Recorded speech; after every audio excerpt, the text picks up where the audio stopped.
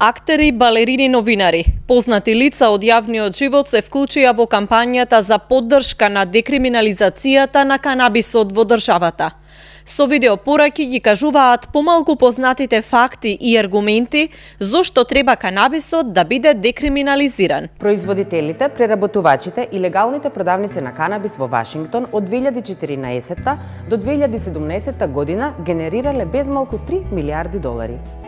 Од 1.7.2016 година, производството и продажбата на медицинскиот канабис во Вашингтон се инкорпорирани во иста легална рамка како и канабисот за рекреативна употреба. Канабисот им помага на ХИВ инфицираните лица да ја задржат подолго својата ментална издржливост, успорувајќи го процесот на падот на менталната издржливост, што се јавува кај 50% од ХИВ инфицираните лица.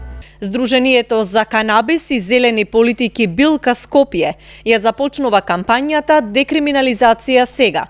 Во неја учествуваат повеќе македонски јавни личности кои даваат поддршка на заложбите на Билка за декриминализација на канабисот во Република Македонија.